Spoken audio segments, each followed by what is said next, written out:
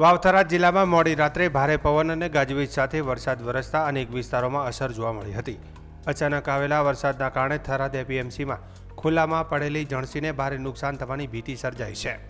મળતી માહિતી મુજબ થરાદ એપીએમસી યાર્ડમાં ખુલ્લા આકાશ નીચે રાખવામાં આવેલી બાજરી, રાયડો સહિતની વિવિધ કૃષિ જણસીની બોરીઓ વરસાદમાં પલળી ગઈ હતી।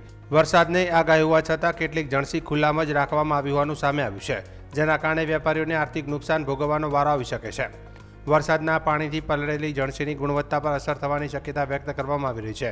વેપારીઓ દ્વારા નુકસાનનું મૂલ્યાંકન શરૂ કરવામાં આવ્યું છે, જ્યારે કેટલાક વેપારીઓએ આગાહી હોવા છતાં પૂરતી તકેદારી ન રાખવામાં આવી હોવાનું પણ ચર્ચાઈ રહ્યું છે। તો બીજી તરફ જિલ્લામાં સર્જાયેલા વરસાદી માહોલના કારણે ખેડૂતોમાં પણ ચિંતાનું વાતાવરણ જોવા મળી રહ્યું છે। હાલ ખેતરોમાં ઊભા પાકો માટે આ પ્રકારનો અચાનક વરસાદ નુકસાનકારક સાબિત થઈ શકે છે। ખાસ કરીને બાજરી, એરંડા, ચારો તથા અન્ય મોસમી પાકોને અસર થવાની શક્યતા ખેડૂતો વ્યક્ત કરી રહ્યા છે। હવામાનમાં આવેલા પલટા બાદ આગામી દિવસોમાં પણ વરસાદી વાતાવરણ યથાવત રહેવાની શક્યતાઓ વચ્ચે ખેડૂતો અને વેપારીઓ બંનેની નજર હવે હવામાન પર ટકેલી છે। જો આગામી દિવસોમાં વધુ વરસાદ વરસે તો ખેતી અને કૃષિ બજારોને વધુ નુકસાન પહોંચવાની ભીતિ વ્યક્ત કરવામાં આવી રહી છે।